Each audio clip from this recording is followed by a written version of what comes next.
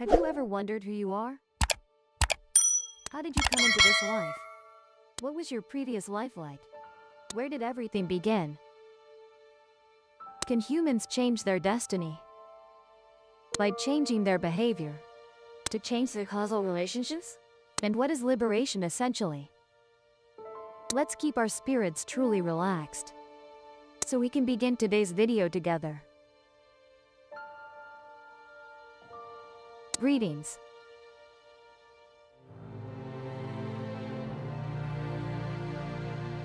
According to Buddhist teachings, sentient beings are not annihilated, nor do they exist permanently, but revolve in the cycle of samsara.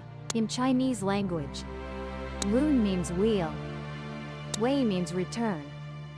The image of a wheel turning back is used to describe the rotation of each sentient being in the six realms, sometimes being reborn in this realm, sometimes in another realm. Birth and death continue endlessly, like a wheel spinning endlessly.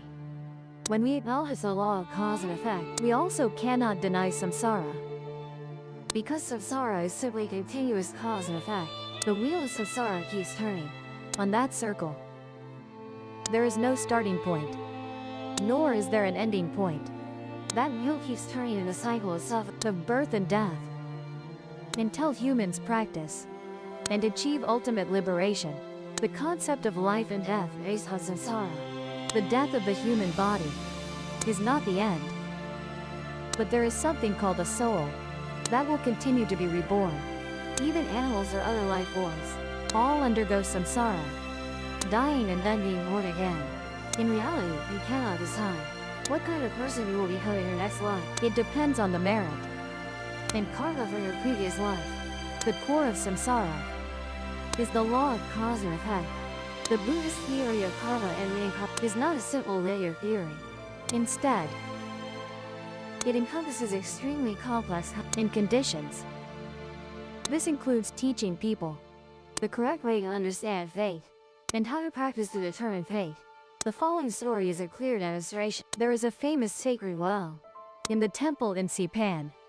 The well's mouth is sealed with a wooden cover. The water in the well is crystal clear. When standing over the well's mouth, you can see your past and present in it.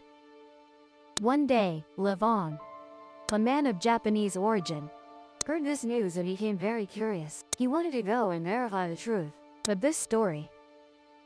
After arriving at the temple, Levong paid respects to the Bodhisattva and met the temple's habit to explain his birth. I want to go to the well to see what kind of person I was in my previous life. The old monk led him to the well and bowed down to kneel, then unlocked and opened the well cover. Levong calmly looked down into the well water. He saw an old man with white hair reflected on a clear water surface. That man was simply dressed, always carrying a stone on his shoulder, walking towards a dilapidated thatched house. Levong immediately became suspicious. Is this my previous life? The old monk immediately nodded. It turned out that Levong's previous life was a lonely, poor old man. Near his dilapidated thatched house, there was a stream with no bridge crossing it. People walking could only cross the stream by taking off their shoes and wading through, which was very inconvenient. The old man wanted to contribute a small effort to help people. Therefore, every morning, he would carry a stone out to build a bridge to serve the travel needs of the people.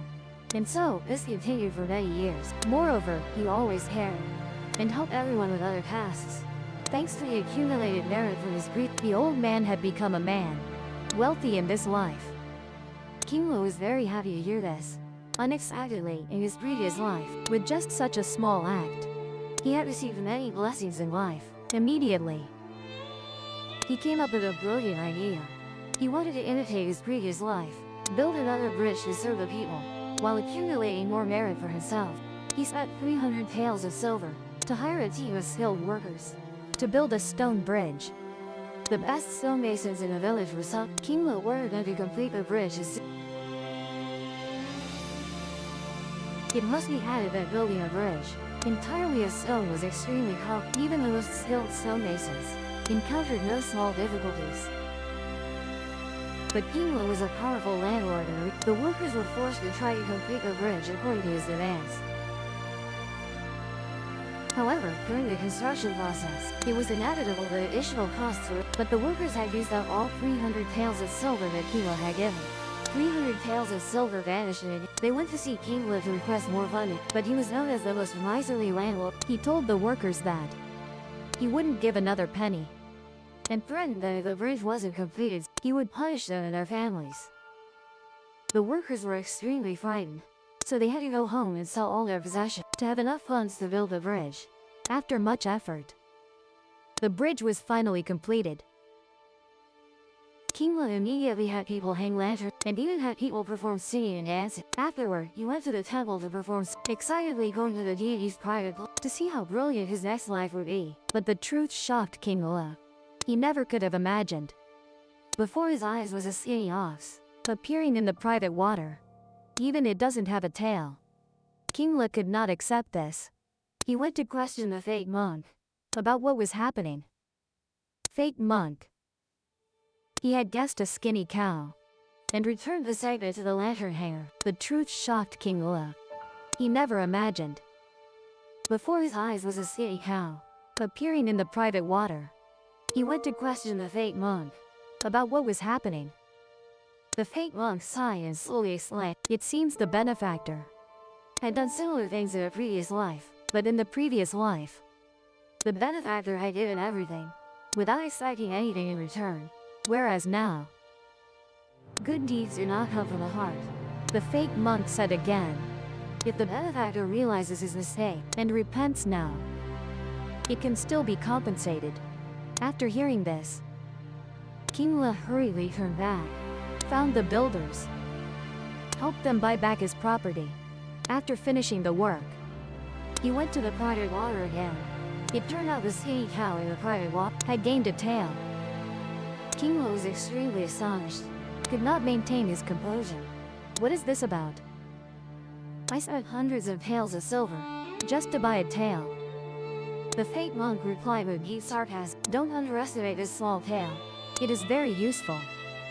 Congratulatus egos in the edge. Through the above story, I believe you have understood the message the story's author. From this, we can see that doing good deeds must come from the heart, from compassion, not for any other purpose. Each of your wrongful actions all become karmic obstacles and directly influence the change of cause. Karmic obstacle is a compound word, and obstacle. Here, karma means the beginning, the creation of karma. Depending on actions in each situation, karmic obstacle is precisely a thought. Good thoughts are good karma. Evil thoughts are evil karma. Thoughts for sentient beings are good thoughts. This thought is good karma. Thoughts only for oneself are evil thought. This thought is evil karma. Our mind gives rise to thoughts. Thinking, called mental karma. Our mouth produces sounds and words, called verbal karma. Our body acts, creating events, actions, called physical karma. Therefore, in general, karma is created from our own thoughts, ideas, speech, and actions. That is creating karma. Karma that has arisen with results will produce obstacles later. Obstacle is from the word obstacle, and obstacles here are barriers, external circumstances that cause us to create karma. The word obstacle comes after, but in meaning, the obstacle must come first. There are obstacles from external influences, then people create karma. In essence, karmic obstacles begin due to ignorance. Means lack of understanding. But the lack of understanding here does not refer to human wisdom or knowledge. Ignorance here points to incorrect views about the nature of reality. In many Buddhist teachings, it has been pointed out that ignorance comes from ourselves. As human beings, everyone carries within themselves desires, cravings, such as greed, anger, ignorance. Ordinary people with fleshly eyes find it difficult to see the true nature of things. Looking more broadly, ignorance can be unintentional or intentional, knowing it's wrong, but unable to overcome greed. The ego continues wrongful behavior that is intentional. On the other hand, being unalert, creating unintentionally being used by others is due to ignorance. We create many karmic obstacles. These karmic obstacles will push us into the cycle of rebirth. All these actions occurring in our lives are called the present. All karmic obstacles will leave imprints in the ocean of consciousness, influencing positively or negatively in our mental consciousness. For example, if you harm someone or beat them, even if that person doesn't retaliate, in the future, you will still face corresponding consequences for the actions you've committed. We call that reaping what you sow. A comforting word you speak can make a man about to commit suicide, rekindle hope for life. A slanderous word can cause someone pain for a lifetime, even without action. Simply having evil thoughts inside can create karma. Sometimes you think badly of others. You tell yourself, "Know what you." It doesn't affect them. But no, that is also karma. For example, you always see someone affected by karma, not pleasing to the eye. Whatever he does carries a bad meaning for him. Someone in the office lost their phone. You immediately suspect that he is the one who stole it. Or one day at the company, everyone has to work overtime. You bring food for everyone. You doubt his good intentions, thinking he did it with bad motives. That is the karma you created yourself. Therefore, Buddhists always pay special attention to their thoughts. Maintain good thoughts and prevent bad thoughts when they arise. Only in this way can the human soul become pure, clean, and at ease. Some people deny the law of cause and effect because in reality, they have witnessed many cases of injustice, like why good people had to suffer so much, while bad people enjoy glory and wealth. Actually, this is a very good question, but think more deeply. We cannot just look at the problem with ordinary logic. Things that happen around us are sometimes not as we think, because we haven't freed ourselves from ignorance. Let's look at the following story to understand better. During the Northern Song Dynasty, there was a young man with a leg disability. His parents had both passed away. He lived alone, and life was very difficult. He could only survive through the kindness and help of his neighbors. In front of the village where he lived, there was with no bridge across it. Villagers and travelers who wanted to cross had to take off their shoes and wade through, which was very inconvenient. Whenever there was a flood, it became even more impossible to cross. But year after year, no one wanted to change it. This man daily collected stones piled by the rich. People curiously asked why he was collecting stones, piling them up by the river. He replied, "I use the stones to build a bridge." People laughed disapprovingly, because the task seemed nearly impossible. But he still collected stones every day after day, year after year. Soon the stones he collected had piled up like a hill. Neighbors began to be moved by his spirit. They also started calling on each other to join in collecting stones, quarrying stones, and building the bridge. The neighbors also invited craftsmen to start building the stone bridge. Just as the bridge was about to be completed, he became blind during the stone carving. Everyone felt sad, blaming the unfairness of heaven. Even the chance to see the result of his effort that he had put so much into was denied. But this man still did not complain. Still diligently every day did everything he could to complete his dream bridge. With everyone's coordinated efforts, the bridge was finally built. While people were celebrating happily, suddenly it rained heavily. After a thunderstorm struck the bridge, they discovered the poor man had been struck by lightning and fell dead. Everyone mourned his suffering life, blaming the blind heavens. At this moment, by chance, a famous official of that time was inspecting this area.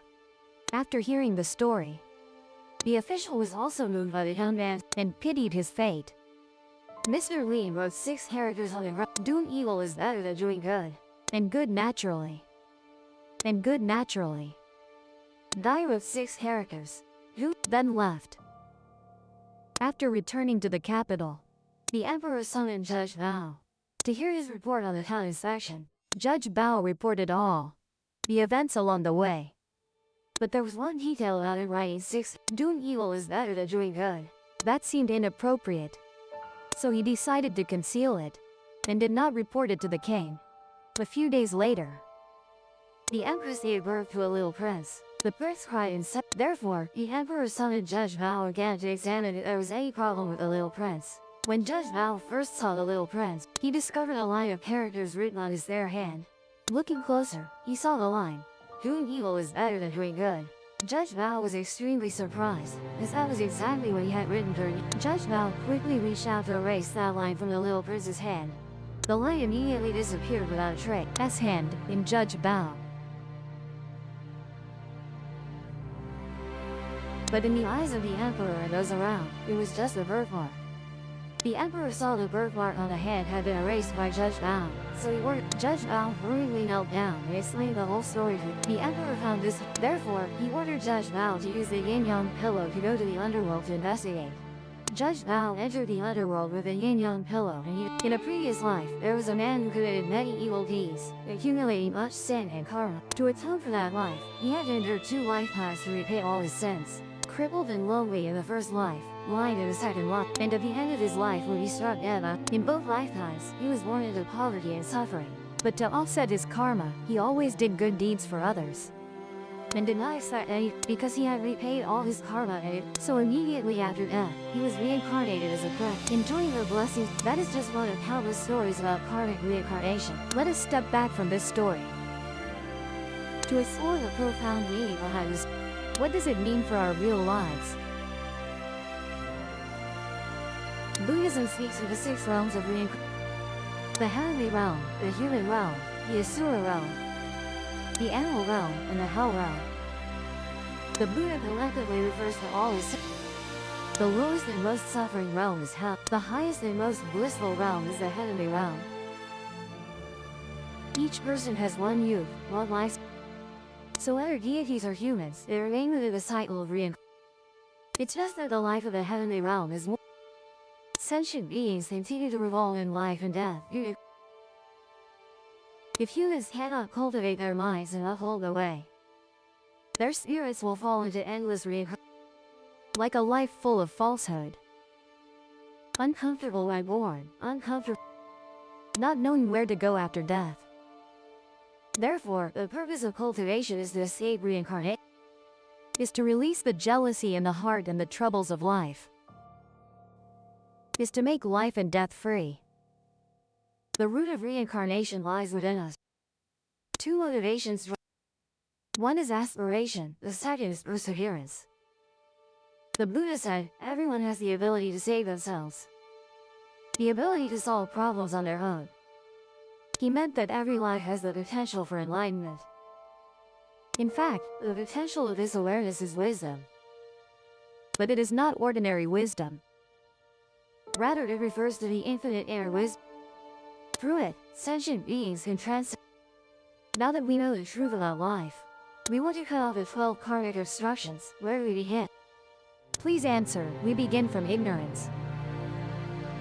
Eradicate ignorance from its root. Ignorance becomes light, becomes infinite light, becomes prajna. Therefore, the advice for all of us is to always live virtuously. Do good deeds, help everyone. Stop killing, meditate and chant mantra to soon be liberated from reincarnation. There's one more point, have you noticed that? The 2 stories I mentioned above both relate to the symbol of the bridge. The bridge is the symbol of connection, linking the physical world and the spiritual world. It is the boundary between good and evil, also the boundary between failure and success. I hope that all of us always remain steadfast on the path we have shown, always persevere in living, working, and cultivating, to cross the boundary of life and death, escape reincarnation, and achieve freedom. Thank you for watching the entire video. See you in the next video.